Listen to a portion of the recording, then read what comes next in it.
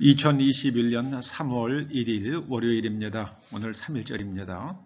오늘 하나님께서 우리들에게 주시는 말씀은 이사야서 5장 5절, 6절, 18절과 20절 말씀입니다. 하나님의 말씀을 함께 읽어보십니다. 시작. 내가 내 포도원에 어떻게 행할 것을 너희에게 이르리라. 내가 그 울타리를 걷어 먹힘을 당케 하며 그 담을 헐어 짓밟히게 할 것이요.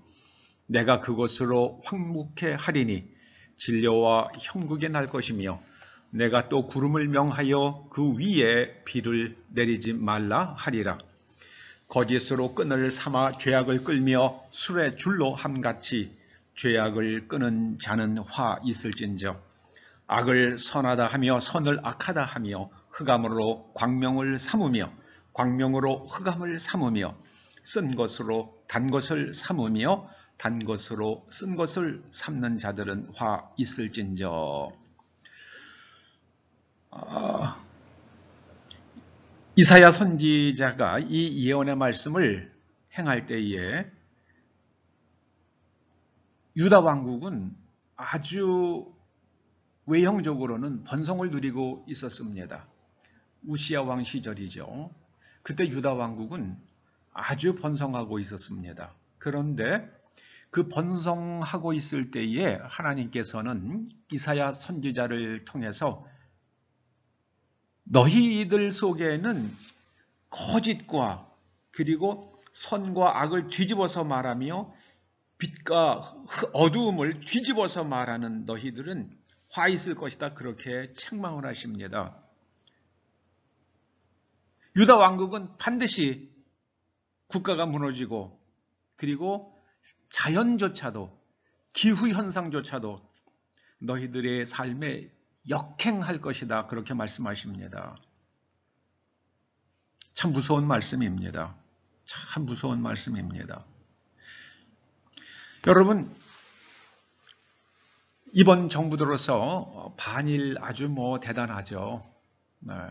그런데 지금은 또 일본하고 잘 지내려고 그러는데 일본 정부가 그렇게 안 하니까 미국이 일본에게 말해서 한국과 잘 지내라고 좀 해주세요.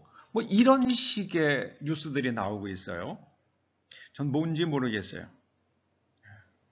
반일은 표를 얻는 데는 도움이 됐을지 모르겠지만 대한민국 전체로 보면 우리의 앞날에 독이 되어 돌아올 것입니다. 독이 되어 돌아올 것입니다. 현재 한국을 이끄는 정치 세력은 저는 정직하다고 보지 않습니다. 가장 대표적인 게 5.18 명단, 5.18 유공자 명단, 그거 공개 못할 이유가 뭐가 있겠습니까? 희생당한 분들, 그래서 나라에서 연금을 주고 그 가족을 좀 편히 살게 해주려고 하는데 그 명단? 그건 공개 못하지. 왜 공개 못하는 겁니까? 그 명단이 정직하지 않기 때문이라고 해석할 수밖에는 달리 다른 생각이 불가능하잖아요. 우리나라에 파동을 일으킨 그 광우병 파동, 세월호 사건, 박근혜 전 대통령에 대한 탄핵, 이것은 다 동일선상에 있습니다. 여러분, 이게요, 이 진실과 거짓이 막 뒤섞여 있어요. 전 그게 참 불편해요. 그게 정말 불편합니다. 여러분, 소금 바닷물 짜잖아요. 근데 바닷물 못 먹습니다. 거긴 97%의 물과 3%의 소금이 있어요. 근데 못 먹어요, 사람이. 먹으면 죽어요. 광우병 파동, 세월호 사건, 탄핵 사건 모두가 다 거기에 그런 식의 거짓이 정직하지 않음이 들어가 있어요. 그래서 그 섞여 있는 부정직이 아주 이 나라의 독이 될 것입니다. 거짓으로 끈을 삼아 죄악을 끌며 술의 줄로 함같이 죄악을 끄는 자는 화 있을진저. 하나님의 말씀입니다. 우리는 언제나 하나님 앞에서 정직하십시다. 거짓말하면 반드시 죄악이 따라옵니다. 악은 악이고 선은 선입니다. 진실은 진실이고 거짓은 거짓입니다. 진실이 없다고 말하는 사람들이 이 나라의 미니스트리 오브 저스티스의 장관을 했습니다. 진실은 있습니다. 여러분 나라를 위해서 기도하실 때에 이 나라가 하나님 보시기에 정직한 민족, 진실한 민족 되도록 기도하시기 바랍니다.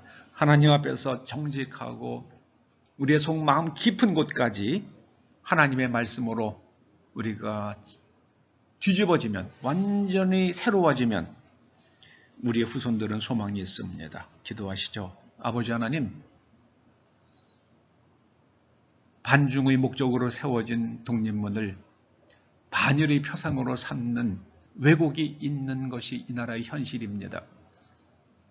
대한민국 국민들 정신 바짝 차리고 진실을 추구하며 살아서 후손들이 하나님의 내려주시는 하늘의 안전과 번성을 누리는 것을 이정으로 보게 하여 주시옵소서. 예수님의 이름으로 기도드립니다. 아멘.